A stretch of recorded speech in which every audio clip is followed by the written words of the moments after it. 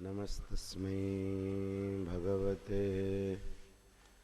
कृष्णाय कुण्ठमेधसे राधाधरसुधा सिन्धौ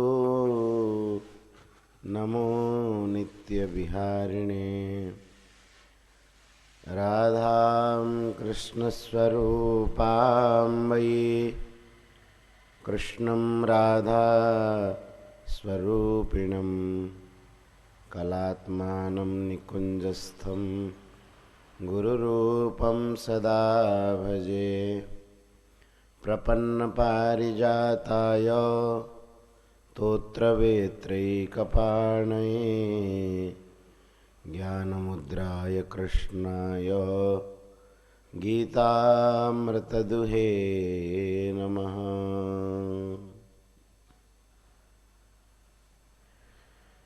हरिशरणम। आम मानक जीवनर उद्देश्य केवल भगवत प्राप्ति,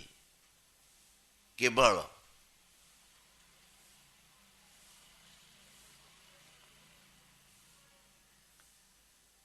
तेबे भगवान आम मानकु तांकु पाइबा पई मनुष्य देह देले। आउ जदि तांकु पाइबा मार्गटा कठिन कर देवे तेबे भगवान को किए हेले मूर्ख बोली कहबो। जो काम पाई मनुष्य देह देइचंती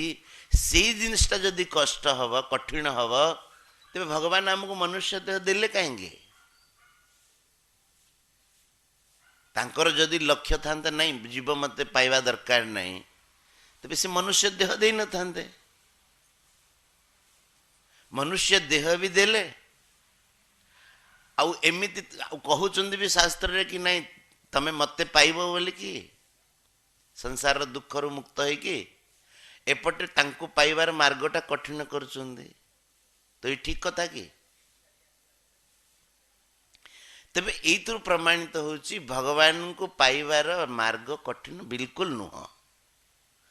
आमे माने केवल सेति प्रति ध्यान देने से दिग को लक्ष्य देने आउ से दिगरे रुचि रखिने अभिरुचि नहीं से आमको लगुची कठिन बोली। अच्छा आपण माने भावंतु एठी हमर सत्संग होची केते लोक ए समय आराम रे सोई थिबे भी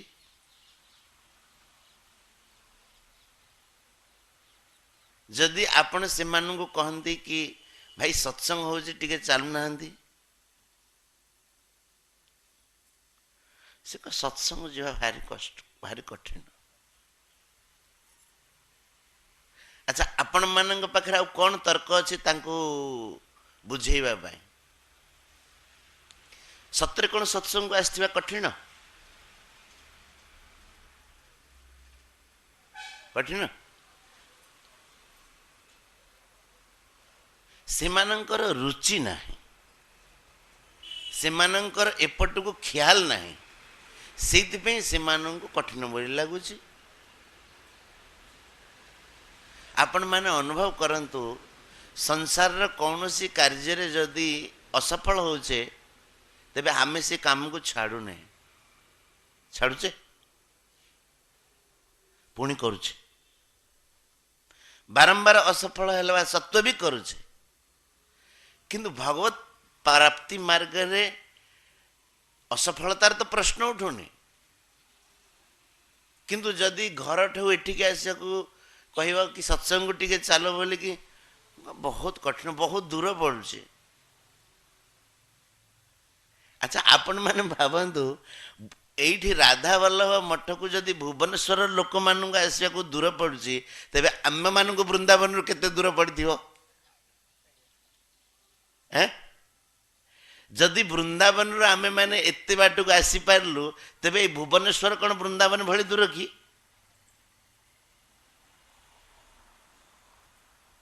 कौन बुझी होची तो कहिबार केवल एतिक उद्देश्य थिला कि आम मानकर एथि प्रति रुचि नहीं आमे एथि प्रति मन देने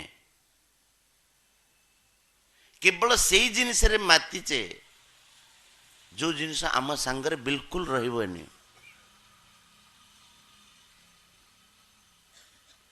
आउ आमे निजे लक्ष्य दौने एपट को ख्याल दौने बाकी दोष आसला बेलू भगवान को मुंडे लदी दौचे आज्ञा मोर प्रारब्धरे ना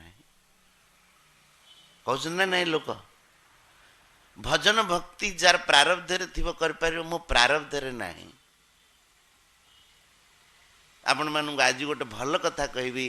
जो माने यही कथा कहते मो प्रारब्धरे नहीं बोली से माने बिल्कुल भूल कथा कहते आज आपण मानू बुझे कि प्रारब्ध क्या कहते प्रारब्ध शब्दर सीधा सीधा अर्थ हम संस्कृत रु बाहर कले प्रकर्षेण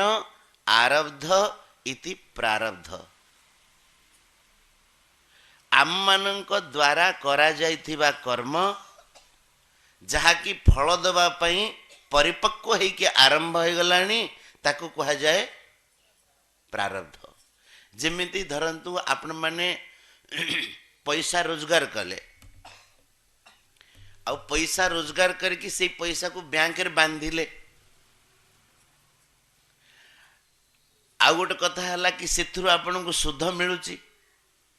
तीनटा कथा हला गोटे पैसा रोजगार कले बैंक रे बांधिले तृतीय रे सेथुर सुध पाइले तो पैसा जो रोजगार कले ताकू कहते क्रियमाण कर्म कौन कहते क्रियमाण कर्म माने आमे कर्मटा कले अब से पैसा को लेकिन बैंक रे बांधिले ताकू कह संचित कर्म आउ जितेबले वर्षे 2 वर्ष पर से पैसाटा परिपक्व है कि मैच्योर है कि आपण को सुध देवा आरंभ करिवो ताको कहा जाए प्रारब्ध कर्म जो माने कहउचंदी भगवान को भक्ति करबा मो प्रारब्ध रे नहीं बोली से माने कित्ते गोटे बड़ भूल कर दउचंदी आपण माने भाबंतु प्रारब्धटा आउ किए तैयारी करूने आपण को जो पैसा रो सुध देला बैंक हेटा आपण को रोजगार हेतिबा पैसा मो कथा बुझी पारछुंदी आपण रोजगार करथिबा पैसाटा को बैंक रे बांधिले बोली से आपण को सुध दउचे तो से जो प्रारब्ध रे नाही बोली कहूचे सेटा काहे की नहीं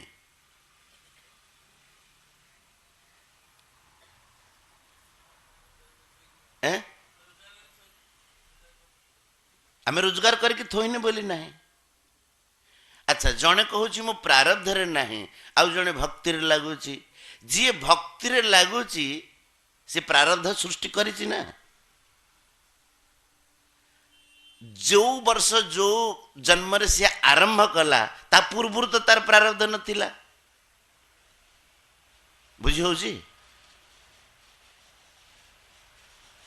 जदि भगवान को भक्ति प्रारब्ध रे हुए बोली कहिबा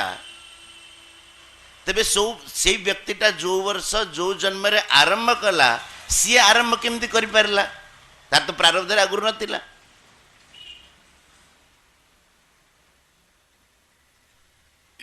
मु बुझे पारुछि कि न पारुछि किंतु टिके ख्याल देले बुझा पड़िबो हैं आज आमर प्रारब्ध नहीं बोले आमे कहले ठीक आपन कथा मानुछि किंतु जो माने सत्संग रे लागि छिंदी बा भगवान को भक्ति करूछंदी सेमानंक प्रारब्ध रे भक्ति करिबा लेखा थिला बोली जदि आमे कहूचे तबे को जन्म रे तो से माने प्रथम करी के आरंभ करथिबे ना आज आपणकर बैंक रु सुध मिलुनी काहेकि ना बैंक रे आपण पैसा जमा करना हंदी जहा को सुध मिलुची जहा को मिलुनी से जदि कहबो तार सिना पैसा जमा अछि बोली ताकू मिलुची आउ मते कोन मिलुची कि तार अर्थ ताकू कहबा को हबा जे को समय रे हेले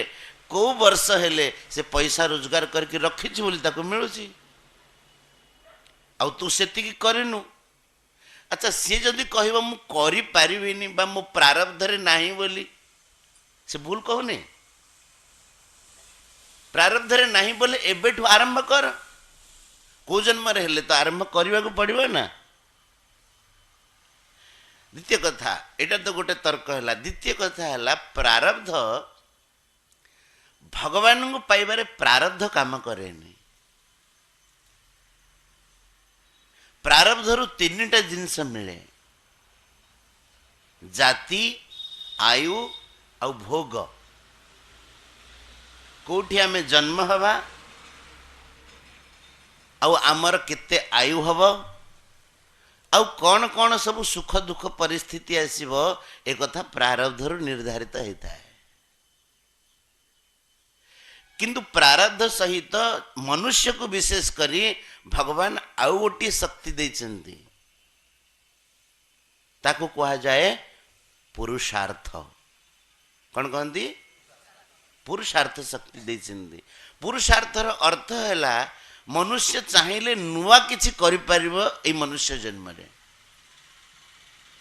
अन्य जोनिर जेते सब जीव अछन्ति से माने केवल प्रारब्ध भोगुचन्ति, पूर्वकृत कर्म को से माने भोगुचन्ति, से मानकर पुरुषार्थ करिवार शक्ति नाही। किंतु ए मनुष्य को भगवान गोटे विशेष शक्ति देइछन्ति कि तू पुरुषार्थ करिकी मो आड़ को आसी पारिबु। आउ जदि अन्य जोनिर जीव मानक भली मनुष्य कहबा जे मो प्रारब्ध रे नाही, तबे एटा केते बड़ गोटे क्षति हबो? क्षति हबनी? आमर मन रे नाही, आमर इच्छा नाही, आमे करिवे को चाहूने, भूल रे संसार रे मातीचे आउ सबुतिक अठा बोलुचे ठाकुर मुंडरे, ठाकुर मो प्रारब्ध रे लिखि नांती। अच्छा आपण कहतु ठाकुर आउ केते लिखिवे? प्रथम मनुष्य देह देले, मनुष्य देह रे सबु अंग गुड़ाक आमर पूर्ण होइछि, हाथ पाद नाक कान बुद्धि शुणिबा शक्ति सबु किछि अविकृत अंग देले। आमे ता सत्य जेतेबेले भगवान आड़ को न गले संत मान सानिध्य देले, कथा शुणिबार व्यवस्था देले। आपण माने एथिपे केते चेष्टा करछिन? कोन चेष्टा करछिन? ए कथा एठी सुनुचंदी, सत्संग मिलिछि, एथिपे आपण माने केते चेष्टा करछिन? कहतो किछि चेष्टा करना। किछि चेष्टा न करिबा सत्य भगवान केते देइछिन्ति, ता सत्य आमे भगवान को कहूचे तमे किछि देलनी बोली। बुझी न पारले साधु माने कहउछन्ति पुणी पचार, पुणी बुझे दबु, कौन तुम असुविधा होची बोले पचार। आम घर पाखक आसी सत्संग, महाराज पुणी जदि कहवा कि भगवान देलेनी बोली,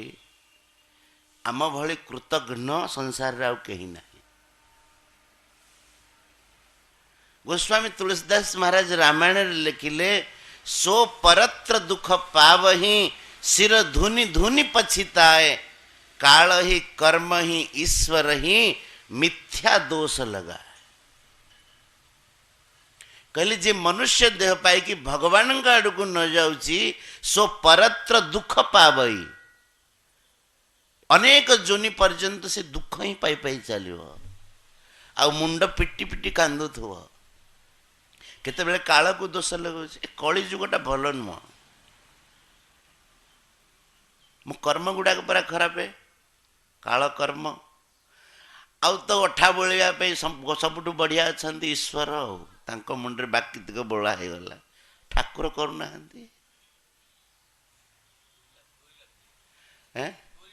डोरी लगुनि दौड़ी लगुनि जहा कह कह। काल ही कर्म ही ईश्वर ही मिथ्या दोष लगा, केवल मिछुटारे दोष लगाउछि। ईश्वर आम मान सबु व्यवस्था करछिन्दी, आम मान संपूर्ण शक्ति प्रदान करछिन्दी, किंतु आमे माने केवल सेथि प्रति टिके आग्रह प्रकाश करवा कथा। आम मान हाथ जति एतिकी पुंजी लागिला, तेबे भगवत प्राप्ति रे कौन से असुविधा ना। आ जदि आपण माने ख्याल देबेनी अथवा ई मार्ग लगिबेनी, तेबे आपण को ब्रह्मा आसिले भी बुझे पारिबन। गोटे उदाहरण आम दिंतु ना, आम ओडिशा रे प्राय देखी क्या बुझेबे आपण 2-3 घंटा बुझेबे, बुझेला पर से शेष गोटे कथा कहे, आज्ञा आमे आउ कौन करूँ सब ईश्वर हाथ कथा। कौथबार लोक देखुं शुणी, आज्ञा आमे आम द्वारा किसी हेनी, सबू भगवान की इच्छा। मु भावे केड़े भक्त सबू भगवान की इच्छा मिले दी इच्छा, किंतु से भक्त नुह, ठक। आपण कहे केमिति से करने को चाहू ना बोले ईश्वर मुंडरे बोलिले अठा,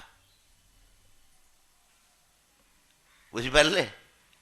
आपण बुझेबे तांको नहीं भाई आम जीवन में एमती करवा कथा, भगवान आड़ को लगे कथा, भक्ति भजन करवा कथा, से सब कहीदेवे। से गोटे शब्द तो काटिदेले आज्ञा आम आउ कौन कर सबू ईश्वर हाथ कथा। अरे भाई ईश्वर हाथ कथा से करुचंदी, आमे माने ईश्वर साथी रे, ईश्वर मन साथी रे आमे टिके मिसई दवा मन को।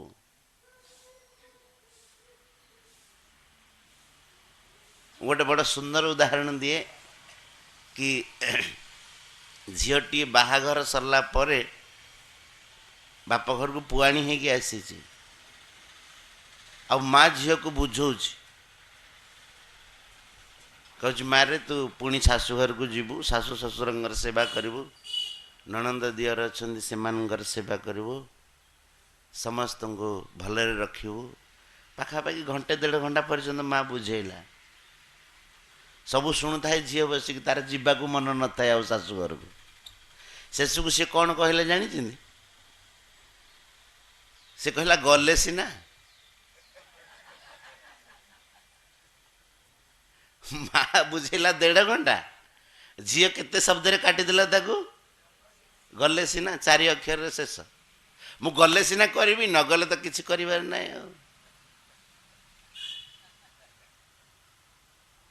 तो आमे माने से ही उपाय कहचे गले सीना।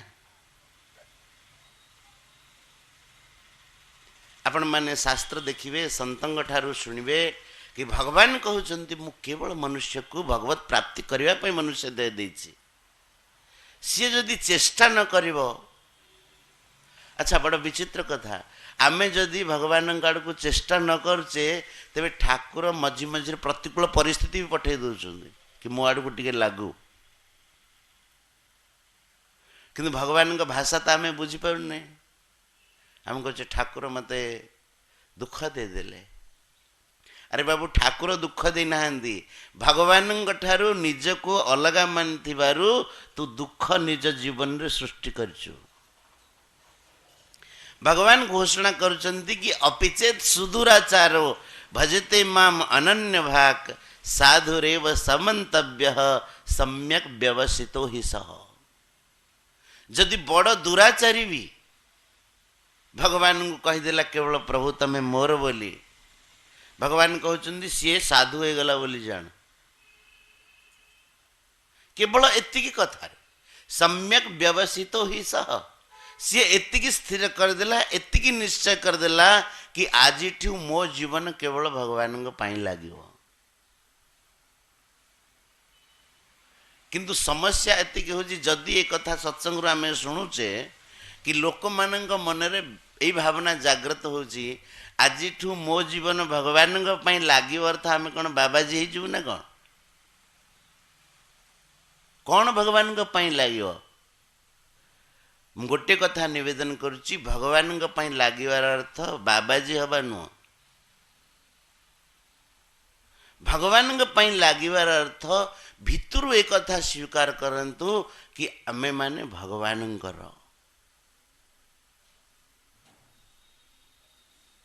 तेबे आपणकर डोरी जोड़िब भितर एकदम स्वीकार कर दिंतु। अच्छा आम पाखे दोष अच्छी दुर्गुण अच्छी केते कौन अवगुण अच्छी से डरवा दरकार नहीं। से अच्छा ना ठाकुर अच्छा आमर दोष दुर्गुण अवगुण सब है भगवान को आमे निजर न मानिबा कारण।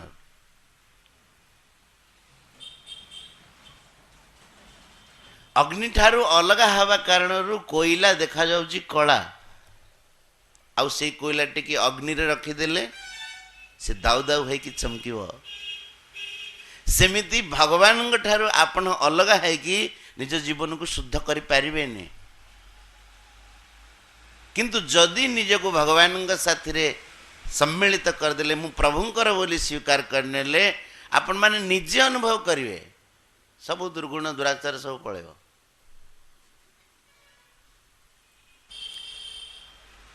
तेबे आजिर चर्चा भितर सबुठु जो विशेष कथा हैला कि आम मानकर उत्कंठा रहिवा कथा भगवान को प्राप्त करिया पाए से शक्ति गोटे बहुत बड़ शक्ति जे कि भगवान को प्राप्त करि परिबो मनरे उत्कंठा रहिवा दरकार नहीं मु करि परिबे कठिन कष्ट बिल्कुल नुह आउ का मन रे कोन आसुची बोले पचारंतु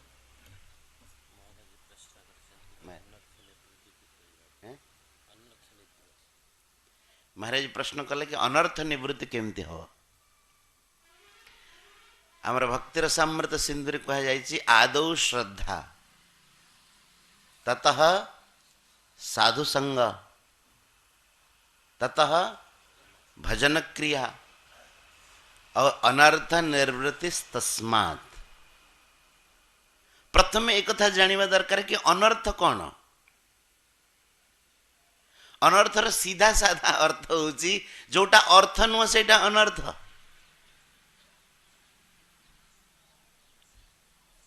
अनर्थर अर्थ कौन जोटा जहा अर्थ नुह जो थे किसी यथार्थता नहीं ताको कहते अनर्थ यही संसार विषय रे आमे माने जो मातुचे दिन राति सेटा होची मूल अनर्थ जो द्रु किछु मिलिबार नहीं मिलिबार किछि भी नहीं समय आमर बर्बाद हो जाउची जीवन बर्बाद हो जाउची शेष बेलू को आमे कहूँ मु किछि करि पारलिनी बोली सेटा होची अनर्थ आ अनर्थर निर्वृत्ति केमिति हबो सेति पई त हमर बति देचिंदी आदौ श्रद्धा प्रथम हैला श्रद्धा संतंक वचन रे शास्त्र वचन रे श्रद्धा तापरे आमे जोटा करूचे ततः साधु संग संत महापुरुषंकर सानिध्य जो माने भक्ति भजन रे लागि चिंदी तापरे भगवान को भक्ति जिते बेले भगवान को भक्ति हृदय रे जागृत हवा आमर ए विनाशी जिनिसरु आकर्षण कम हे जो मो कथा बुझी पारुछंदी कि कठिन लागुची विनाशी जिनिस माने जहा बदली जाउची नष्ट हो जाउची आम संगरे रहुनी सेइथि प्रति आम हृदय जो आकर्षण अच्छी भल लगुची से भल लागिबाटा ही तो बंधन आ कौन कि जिते भगवान चरण रे प्रीति डोरी लागिव से बंधन आमर धीरे धीरे ढिला हव आ बंधन ढिला है माने अनर्थ निवृत्ति है कपिल देव आज जदि समय मिल संध्या को चर्चा करवा कपिल भगवान देवहूति माता को कहते कि जितेबले मन भगवान प्रति आकृष्ट हो जाए सी मुक्तिर रास्ता आउ जितेबले विषय प्रति आकृष्ट हुए से हूँ बंधन सेटा हूँ अनर्थ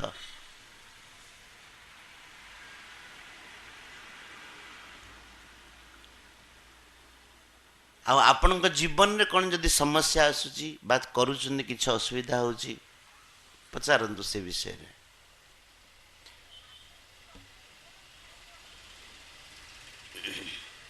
आ प्रश्न एणु तेणु पचारिबनी सकाळ समय जीवन संबंध पचार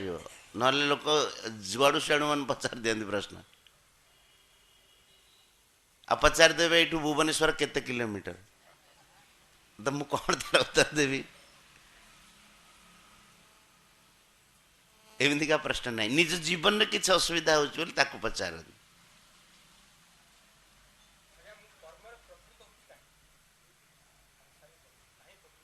ଆପଣ କହୁନାହାନ୍ତି କାହିଁକି ପ୍ରବୃତ୍ତି ହଉଛନ୍ତି?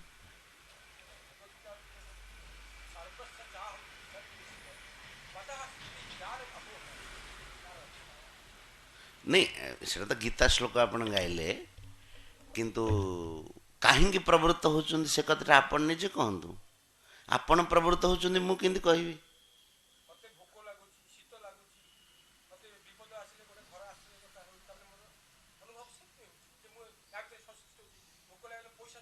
ହଁ,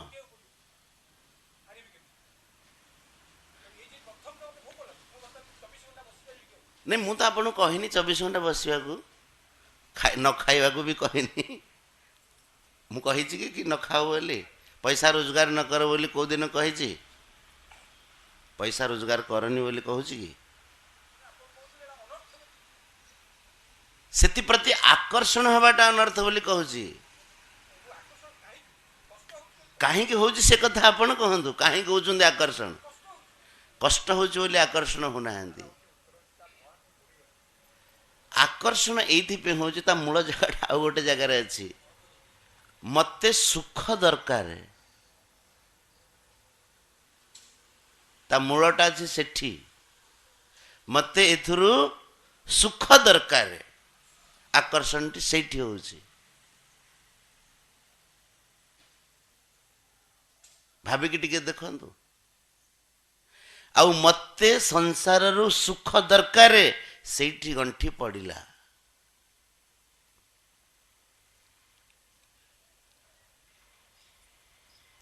ଆପଣ ସୁଖ ପାଇବାର ଇଚ୍ଛାକୁ ନ ରଖିକି ଅନ୍ୟମାନଙ୍କର ସେବା କରନ୍ତୁ, ମୁକ୍ତ ହେଇଯିବେ।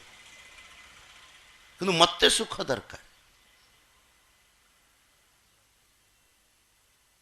ନଚେତ୍ ମନୁଷ୍ୟ ବନ୍ଧନରେ ପଡ଼ିବନି, ମୁକ୍ତ ହବ। ଯେମିତି ଆପଣଙ୍କୁ ଲାଗିଲା କି ଭୋକ ହଉଛି, କିଛି ଦରକାର ଅନ୍ନ, କିଛି ଦରକାର, ଯାହା ଠାକୁରଙ୍କ କୃପାରେ ମିଳିଲା ତାକୁ ପାଆନ୍ତୁ, ବନ୍ଧନ ହେଲାନି। ଭୋକ ଲାଗୁଛି, ଏଇଟା ତ ଠିକ କଥା, କିନ୍ତୁ 10 ପ୍ରକାର ହବା ଦରକାର। ବାନ୍ଧି ହେଲେ ଭଗବାନଙ୍କର ଯାହା ଭୋଗ ଲାଗିଲା ପାଇଦେଲେ। ଶୀତ ଲାଗୁଛି, ଠିକ ଅଛି, କପଡ଼ା ଦରକାର, ଓଢ଼େ ପଡ଼ନ୍ତୁ କପଡ଼ା। ବଢ଼ିଆ ଦରକାର, ସେଥିରୁ ମୋତେ ସୁଖ ମିଳିବା ଦରକାର। ମନୁଷ୍ୟ ଏଇଠି ବାନ୍ଧି ହେଉଛି। ଆଉ ଟିକେ ଭାବିକି ଦେଖନ୍ତୁ, ଯୋଉଠି ବି ମନୁଷ୍ୟ ବାନ୍ଧି ହେଉଛି, ସେଟା ସୁଖ ପାଇବା ଇଚ୍ଛାରେ ହିଁ ବାନ୍ଧି ହେଉଛି। କର୍ମ କଲେ ମନୁଷ୍ୟ ବାନ୍ଧି ହୁଏନି। କର୍ମ କଲେ ମନୁଷ୍ୟ କେତେବେଳେ ବାନ୍ଧି ହୁଏନି। ସେଇ କର୍ମରୁ ମତେ ସୁଖ ମିଳିବା ଦରକାର, ସେଥିପାଇଁ ବାନ୍ଧି ହୁଏ। ଆଉ ଗୋଟେ ତର୍କ ଆପଣ ଦେଖନ୍ତୁ, ଆପଣ ପଇସା ରୋଜଗାର କରୁଛନ୍ତି, ତ ପଇସା ରୋଜଗାର କଣ ପାଇଁ କରୁଛନ୍ତି?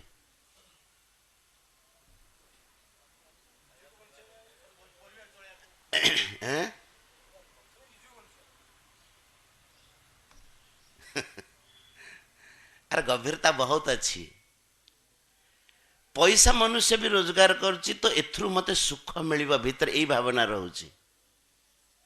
ଯଦି ମୁଁ ଆପଣଙ୍କୁ କହିବି ପଇସା ଖୁବ ଆପଣଙ୍କ ପାଖରେ ଆମେ ଗଦେଇ ଦେବୁ, କିନ୍ତୁ ସେ ପଇସାକୁ ଉପଯୋଗ କରିପାରିବେନି, ଆପଣ ରୋଜଗାର କରିବା ଚାହିଁବେ? ଯଦି ମୁଁ ଏ କଥା କହିବି ଯେ ପଇସା ଆପଣଙ୍କ ପାଖରେ ଗଦା ହେଇକି ରହିବ, କିନ୍ତୁ ସେ ପଇସାକୁ ସେ ପଇସା ଆପଣଙ୍କୁ ଦୁଃଖ ଦବ, ତ ଆପଣ ପଇସା ରୋଜଗାର କରିବାକୁ ଚାହିଁବେ? ତ ତା ପଛରେ, ପଇସା ରୋଜଗାର ପଛରେ ବି ଭାବ ରହୁଛି। ପଇସା ରୋଜଗାର କଲେ ମୁଁ ଘରଟିଏ ତୋଳିବି, ଗାଡ଼ିଟିଏ ହବ, ପିଲାମାନେ ମୋର ସୁଖରେ ବଞ୍ଚିବେ, ଆଉ ମୁଁ ତାଙ୍କ ସାଥିରେ ରହିକି ସୁଖରେ ରହିବି। ତ ମୂଳ କଥା ହେଲା ମତେ ସୁଖ ଦରକାର।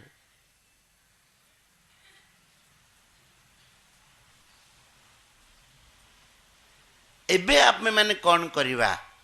ସୁଖର ଯୋଉ ପ୍ରବାହ ଆମେ ମାନେ ନେଉଛେ, ସେଟା ଅନ୍ୟମାନଙ୍କୁ ଦେଇଦେବା। ଆପଣ କରିକି ଦେଖନ୍ତୁ, ମୁକ୍ତ ହଉଛନ୍ତି କି ନାହିଁ। ସନ୍ତମାନଙ୍କ କଥା, ଏକଥା ତ ମିଥ୍ୟା ହବନି। ଆମେ ଆଜିଠୁ ନିଶ୍ଚୟ କରିବା, ଆମେ ନିଜ ସୁଖ ପାଇଁ କିଛି କରିବାନି। ଯାହା କରିବା ଅନ୍ୟମାନଙ୍କ ପାଇଁ କରିବା। ଆପଣ ସିଧା ଯାଇକି ଭଗବାନଙ୍କ ପାଖରେ ପହଞ୍ଚିଯିବେ ଯୋଗରେ। ଆଉ ଯେବେଠୁ ଆରମ୍ଭ କରିବେ କି ଏଥିରୁ ମୋତେ ସୁଖ ଦରକାର, ଯେମିତି ଆମର ପରିବାରରେ ରହୁଛନ୍ତି, ପରିବାରରେ ଭାବନା ହେଉଥିବ ଯେ ସ୍ତ୍ରୀ ମୋର ତ ମୋର ସେବା କରିବା ଦରକାର, ପିଲାମାନେ ମୋର ତ ମୋର ସେବା କରିବା ଦରକାର, ଏଇ ଭାବନାକୁ ରଖିବେନି। ସ୍ତ୍ରୀ ମୋର, ଏଇଥିପାଇଁ ସ୍ତ୍ରୀ ମୋର, ମୁଁ ତାର ସେବା କରିବି। ପିଲାମାନେ ଏଇଥିପାଇଁ ମୋର, ମୁଁ ସେମାନଙ୍କର ସେବା କରିବି। ଭଗବାନ ଦେଇଛନ୍ତି, କିନ୍ତୁ ସେମାନେ ମୋର ସେବା କରନ୍ତୁ ଆଉ ତାଙ୍କଠାରୁ ମୁଁ ସୁଖୀ ହେବି, ଏଇ ଭାବନା ଆପଣ ରଖିବେ, ବନ୍ଧନରୁ ମୁକୁଳି ପାରିବେନି ବିଲକୁଲ। ଆମର ଗୋଟେ ମହାରାଜ ଗୋଟେ ସୁନ୍ଦର କଥା କହୁଥିଲେ, ନବା ବନ୍ଧନ ଆଉ ଦବା ମୁକ୍ତି। ମନେ ରଖିନେବେ, ନବା ବନ୍ଧନ ଆଉ ଦବା କେମିତି? ରୋଜଗାରକ୍ଷମ ସନ୍ତାନଟିଏ, ପୁଅଟିଏ ଯଦି କୌଣସି କାରଣରୁ ଚାଲି ଯାଉଛି, ତେବେ ବଡ଼ ଦୁଃଖ ହେଉଛି, ପୁଅ ଚାଲିଗଲା। କିନ୍ତୁ ସେଇ ପୁଅ 5 ବର୍ଷ ପର୍ଯ୍ୟନ୍ତ ଶଯ୍ୟାଶାୟୀ ହେଇକି ତମଠୁ ସେବା ନେଇକି ଯଦି ଯାଉଛି, ତେବେ ସେତେ କଷ୍ଟ ହେଉଛି କି? ହଠାତ୍ ପୁଅଟିଏ ଚାଲିଗଲା, ରୋଜଗାର କରୁଥିଲା, ସବୁ ପ୍ରକାରର ସୁଖ ଦେଉଥିଲା, ଦୁଃଖ ବହୁତ ହେଉଛି। କିନ୍ତୁ ସେଇ ପୁଅ 5 ବର୍ଷ ପର୍ଯ୍ୟନ୍ତ ରୋଗରେ ପଡ଼ିଲା, ଶଯ୍ୟାରେ ପଡ଼ିଲା, ଆପଣ ସେବା କଲେ, ତାପରେ କ'ଣ ଭାବନା ଆସୁଛି? ଭଗବାନ ନେଇଗଲେ ଭଲ ହୁଅନ୍ତା। କାହିଁକି?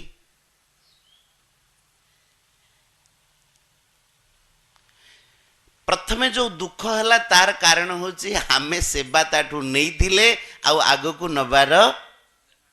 ଇଚ୍ଛା ଥିଲା। ଏବେ ଯେତେବେଳେ 5 ବର୍ଷ ସିଏ ରୋଗଗ୍ରସ୍ତ ହେଇକି ଶଯ୍ୟାଶାୟୀ ହେଇଗଲା, ଆପଣ ସେବା କରିଦେଲେ, ଆଉ ଆପଣଙ୍କ ମନରେ ଅଛି ଆଠୁ ଆଉ କିଛି ମିଳିବାର ନାହିଁ। ସେଇଥିପାଇଁ ତାର ବିୟୋଗ ହେଲେ ଆପଣଙ୍କୁ ସେତେ ଦୁଃଖ ହବନି। ପୁଅ ଚାଲିଗଲା ବୋଲି ତ ଟିକେ ମନ ଦୁଃଖ ହବ, କିନ୍ତୁ 5 ବର୍ଷ ପର୍ଯ୍ୟନ୍ତ ଆପଣ ଯେଉଁ ସେବା ତାର କଲେ, ତା ଦ୍ୱାରା ଆପଣଙ୍କ ମନ ସନ୍ତୁଷ୍ଟ ହବ। ଜଣେ ସନ୍ତ ଥିଲେ, ତାଙ୍କ ପାଖକୁ ଗୋଟେ ଚାକିରିଆ ଲୋକଟିଏ ଗଲା। ବୃନ୍ଦାବନର ଘଟଣା। ଚାକିରିଆ ଲୋକଟିଏ ଗଲା, ସେ କହିଲା, ଭଲ ଚାକିରି କରିଥିଲା, ପଇସା ଭଲ ପାଉଥିଲା। ସେ କହିଲା କି ମହାରାଜ, କି ଭଗବାନଙ୍କର କ'ଣ ବିଧାନ ଜଣା ନାହିଁ, ମୁଁ ଗୋଟେ ବଡ଼ ଚାକିରି କରିଛି, ପଇସା ବି ଖୁବ୍ ଅଛି, ମୋର ସ୍ତ୍ରୀ ଥିଲା, ସିଏ ମୋର ଭାରି ସେବା କରେ, ଭାରି ଅନୁକୂଳ। ଭଗବାନଙ୍କ କୃପାରୁ ପୁଅଟିଏ ହେଲା। ମୋର ମନରେ କେତେ ପ୍ରକାର ଆକାଂକ୍ଷା ଥିଲା କି ସ୍ତ୍ରୀ ଅନୁକୂଳ, ଭଗବାନ ଚାକିରି ବଢ଼ିଆ ଦେଇଛନ୍ତି, ପୁଅଟିଏ ହେଲାଣି, ବଡ଼ ଘର ତୋଳିବି, ଗାଡ଼ି ରଖିବି, ସବୁ ପ୍ରକାର ସୁଖ ସୁବିଧାରେ ରହିବି। କିନ୍ତୁ ଜଣା ନାହିଁ ମହାରାଜ ଭଗବାନଙ୍କର କ'ଣ ଇଚ୍ଛା, ସ୍ତ୍ରୀର ଅଚାନକ ପ୍ରାଣ ଚାଲିଗଲା, ସ୍ତ୍ରୀଟି ମରିଗଲା। ଯିଏ ତ ଗଲା ସିଏ ଗଲା, କିଛି ଦିନ ଦୁଃଖ ହେଲା, ତାପରେ ଧୀରେ ଧୀରେ ଧୀରେ ଧୀରେ ମନେ ପଡ଼ୁଛି କେତେବେଳେ କେମିତି ଦୁଃଖ ଲାଗୁଛି, କିନ୍ତୁ ଆଉ ଏତେ ଦୁଃଖ ନାହିଁ। କିନ୍ତୁ ଯେଉଁ ପୁଅଟି ହେଇଛି, ମୁଁ ଚାକିରିକି ଯାଉଥିବା କାରଣରୁ ତାର ପାଳନ ପୋଷଣର ଦାୟିତ୍ୱ ମୁଁ ନେଇପାରୁନି, ତାକୁ ମୁଁ ତା ଅଜା ଘରକୁ ପଠାଇ ଦେଇଛି, ମାମୁଁ ଘରକୁ। ପିଲାଟି ସେଠି ବଢ଼ୁଛି,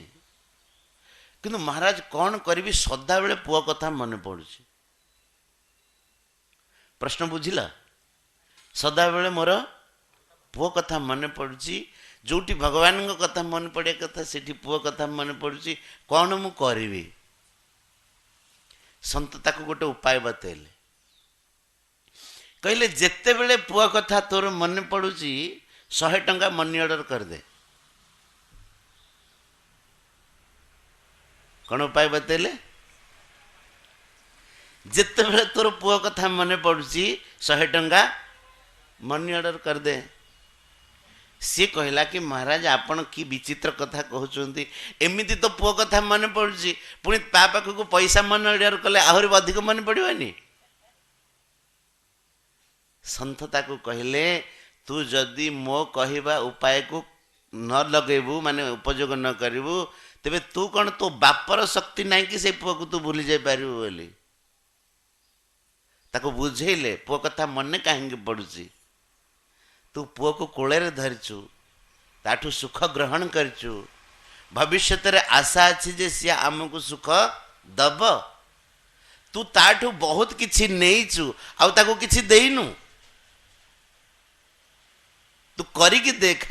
जिते बेले मन पड़ो 100 टंका मनी ऑर्डर करदेबू से कहला कि महाराज दिन को तो 100 थर मन पड़ुची से कहले 100 थर मनी ऑर्डर करू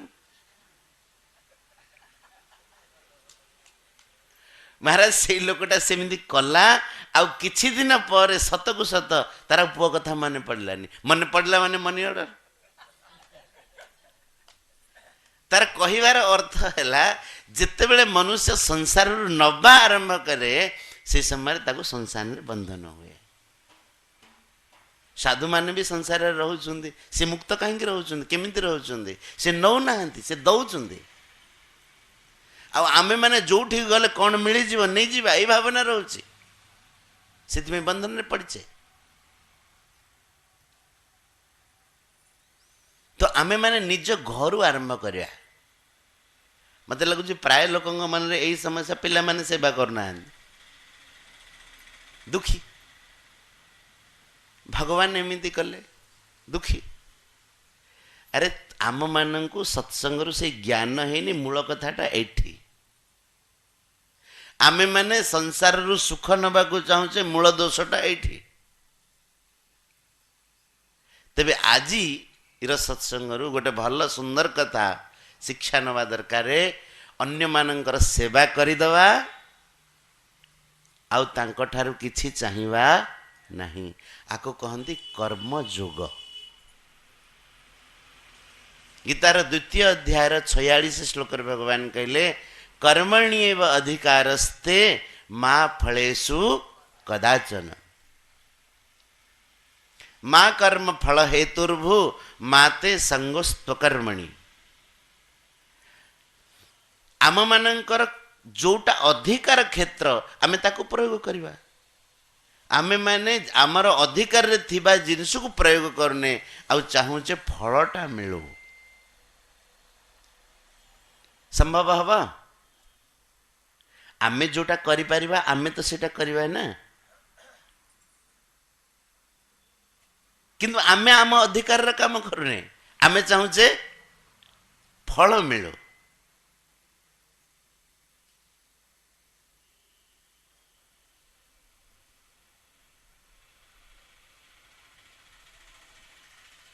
आउ पचारंतु कौन मन अच्छी बोली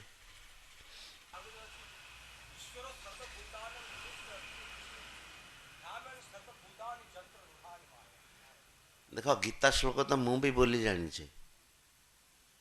तम निजर समस्या कह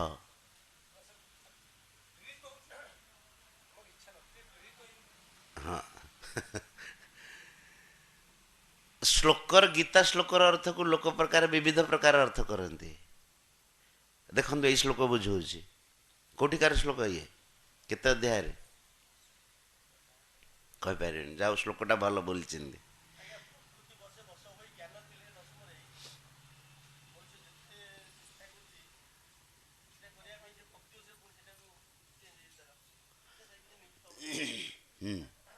दीटा जाक प्रश्न गोटे ठारे अच्छी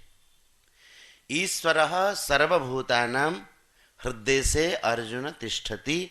भ्रामयन सर्वभूतानि यंत्रारूढ़ानि माया कहिबार अर्थ है ईश्वर समस्त भितर थी समस्त को बुलाऊँ एति मत लगुच कहवाई चाहूँगी ता भितर भी यही कथाटा अच्छे आम कि करूँ ईश्वर आमको बुलाऊँ ठीक किंतु ईश्वर कहा को बुलाऊँ यंत्रारूढ़ानि आपण ट्रेन रे जाइए बसी जीवे ट्रेन आपण को बुलेब ट्रेन चलवा संगे आपण भी चलिले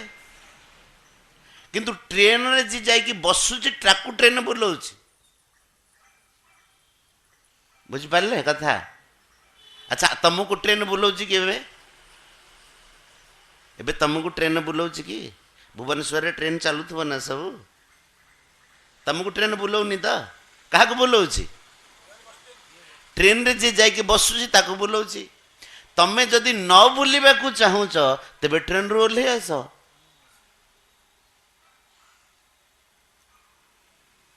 आ तमें कह मु ट्रेन रे बसबि किंतु बुलबिनी सेटा हवानी कहिबार अर्थ है प्रकृति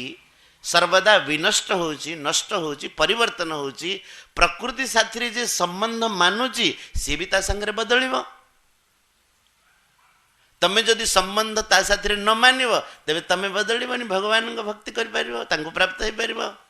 आ तमें ट्रेन रे बसिकी कहबो कि मु आ बुलबिनी बोली सेटा संभव नुह जंत्रारूढ़ानी माने जंत्र रे आरूढ़ होइथिबा मनुष्य को ही प्रकृति जन्म पर मरण मरण पर जन्म करूची आमे सेई जंत्र रु केमिति बाहर को तळु को खसिबा सेति पे सत्संग करूचे बुझि पारले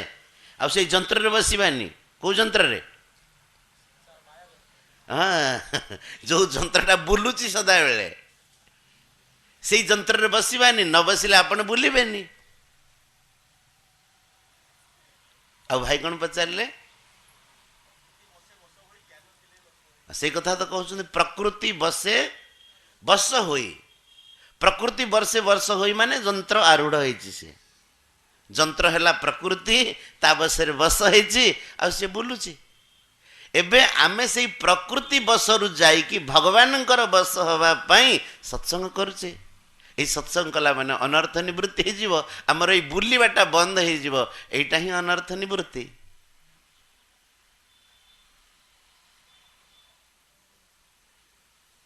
कौन बुझी है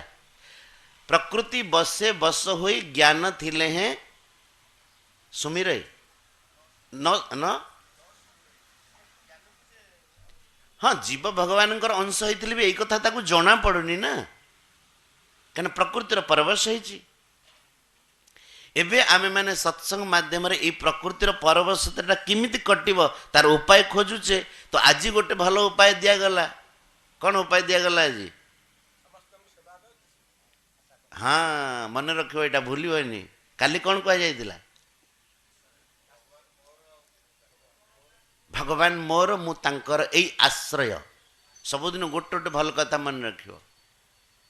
आ एटा प्रयोग करिकी देख मनुष्य गोटे स्वभाव जोटी सुख मिलबो आग से सुखटा को नवाको से चाहिबो केमिति उदाहरण दउची पंखाटा बुलुची गरम दिन हेची आग जाकी से पंखा तले बसीछु सत कि नहीं आ जदि के बसी थे तांको टिके ठेलिकी जाकी बसीछु मते सुख मिलो हवा कथा कौन कि अन्य मानक सुख आस आस भाई बस ये पंखा तले बस छोट छोट कम आप प्रयोग करके देखु जदि मुक्त न होते आम कान धरवे वृंदावन तो आम रोचु कड़े जाऊँ कि कह महाराज आम कलु किंतु हेलानी निश्चित हम सुख नबा खाता को बंद करंतु दबा खाता आज आरंभ करंतु आमे माने नबा खाता को खोला रखीचे आ दबा खाता को बंद करेचे तो आमे माने बांधी हबानी आ कौन आउ किए आसिकी बांधी हब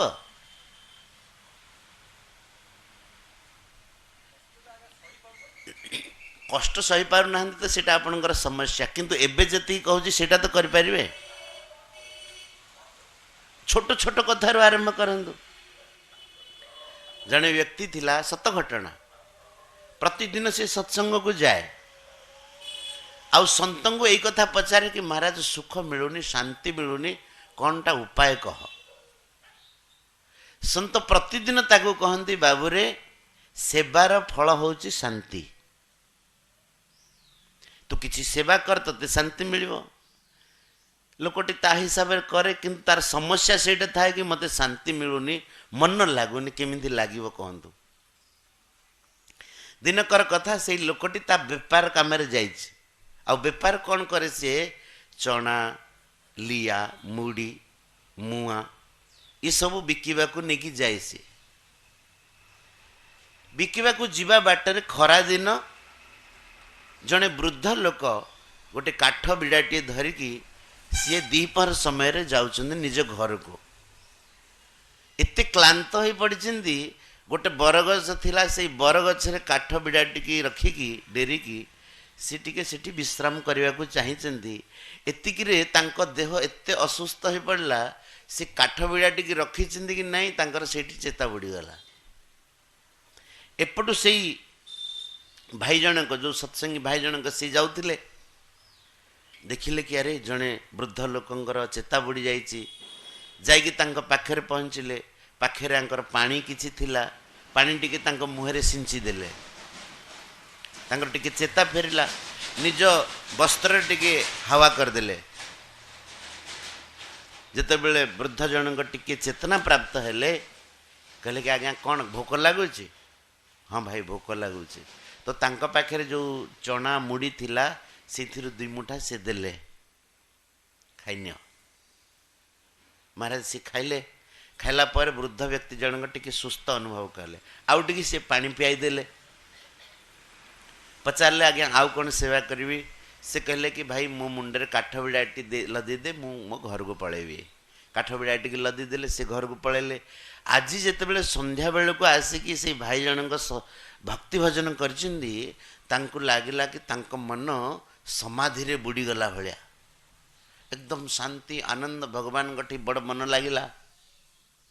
अनेक दिन जो समस्या थिला सी ठीक हो गला तो तापर दिन सकाळु सत्संग हवा पूर्वरु ये महाशय जाइकी सत्संग रे पहुंची जहाँ को जो जिनटा मिले ता मन रे बड़ा उत्साह थाए अनेक दिन समस्या समाधान है संत आसिले आग महाराज से पचारे से भाई जनक कहले महाराज अनेक दिन जो समस्या थिला मन लगुनि शांति मिलुनि से समस्या मोर दूर हो गला आज मन लगिला खूब संत कहले भाई तू निश्चित सेवा करथिबु बिना सेवार मन लगिबनी से कहला नाई महाराज सेमिति किसी तो मु सेवा करनी संत कहले सेवा बिना मन लगिबनी सेवा करिचु तू मन पकैलु आज दिन सारा कौन कौन करिचु सी यही कथाटी मझिरे घटनाटी कहला एमती मु जाउथली एमती एमती हैला संत कहले बास ये होची सेवा तू सेवा करिचु से वृद्ध व्यक्तिंकर किंतु तो मन रे अभिमान नहीं जे मु सेवा कली बोले कि काको टिके चना दी मुठा खुआई देले पानी पियाई देले को सेवा हो गला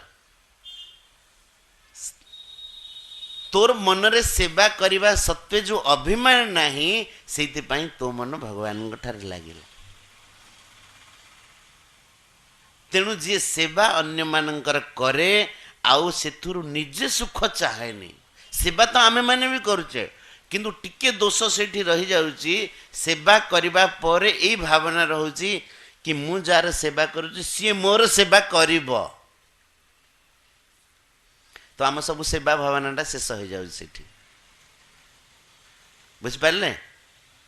माँ पिलार केते सेवा करुची किंतु एतिकी टिके दोष रही जाउची पुआ बड़ है कि मो सेवा करिवो तार जो सेवाटा जोग हवा कथा भगवान ठारे लगे कथा से सेवाटा सेठी सरी जाउची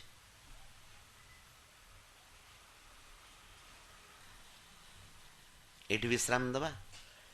तो काली आमे माने गोटे सत्संग भल कथा शिखिले कि भगवान आश्रय आज शिखिले कि अन्य मानकर सेवा करवा आ सेवा करके अन्य मान ठारू किछि आशा करिया करके देखो मुक्त होचुंदी कि नहीं आज्ञा आपण भी करके देखो प्रश्न सब तापर अजाड़े जेते प्रश्न अजाड़ी पार्छंदी किंतु जो उपाय गुड़ा को कह जाए करके देखा पड़ो आपण खाली प्रश्न पचारि बोले मो पाखरे कौन कम प्रश्न अच्छी ना कौन आपणकर प्रश्न गीता श्लोक घोषिंट भागवत श्लोक घोषिंट नहीं नहीं मु गोटे कथा कहूँ खुशी कथा मत भी तो मन अच्छी मु भी प्रश्न आपण कर दे पारि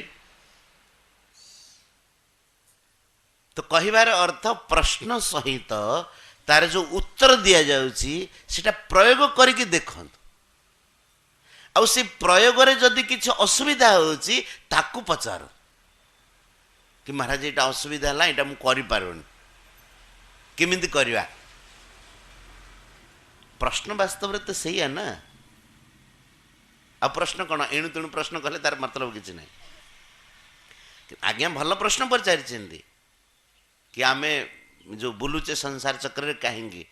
किंतु जी ट्रेन रे जाइए बसे सी बुले बुझिपारे कि नहीं प्रकृति जी सुख चाहे से बुले आउ जी से सुख न चाहे कि तू तोर जा बोली कही दिए से बुले नहीं कि कोठी न बुझी हो ए भाई भी प्रश्न पचारे प्रकृति बसे बस होई तो सीधा सड़क कहते ना प्रकृति बसे बस होई तार बस होती से बस हेनी तमें आग को बढ़ महाराज जी पचारे अनर्थ निवृत्ति क्या कहती से अनर्थ से कि प्रकृति बस रे बस हवा आम प्रकृतिर परवश होचे हवा भगवान परवश हवा आम भगवान आश्रित अच्छा आपण कहे प्रकृति जो मत हैरान करुच्ची प्रकृति आपण को हैरान करूनी आपण से सुख नवा को चाहूँ बोली हैरान पड़ुं आपण भी भावतु भगवान जो प्रकृति की सृष्टि करिसेंदी से कौन जीव को बांधिबा पे सृष्टि करिसेंदी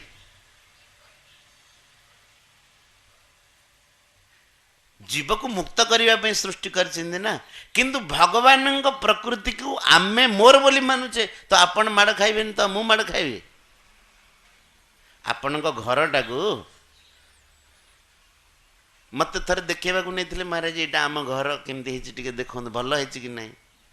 खट पके देती मुझे बसिली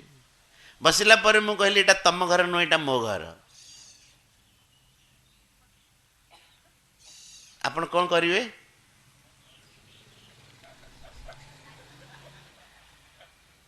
कहे महाराज एठू बाहर कि पुलिस की डाके कहे कि न कहे अच्छा मु प्रमाण देवी कि यहाँ मो घर कहीं खटर मु बसीची ना अरे खटर बसीचु बोली आपण को आम सेवा देलु खट पकईदेलु बसिया पकईदेलु आपण आसी कहते यहाँ मो घर पुलिस की डाकुची सेमिति भगवान प्रकृति आमे तांको प्रकृति को निजर बोली मानिले दुख सेठू पाउचे आ कहे भगवान बुलाउछंती सरकार ट्रेन पकईची कोटी पे पकईची हैरान करने पे पकईची कोथि पे पकईची यात्री माने यातायात कर पारिबे आमे ट्रेन रे जाके बसिले आ सरकार को दोष जो जे ट्रेन टा हमको कुआडे कुआडे नहीं बुलाउची बोली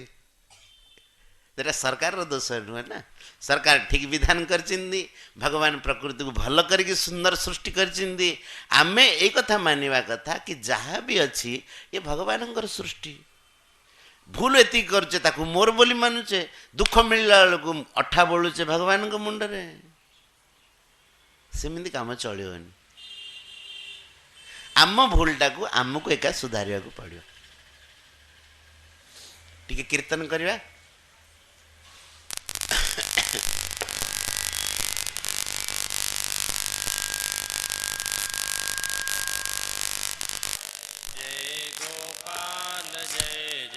गोविंद जय जय गोविंद जय जय गोपाल जय जय गोविंद जय जय गोपाल जय जय गोविंद जय जय गोपाल जय जय श्री राधा रमण हरि गोविंद जय जय राधा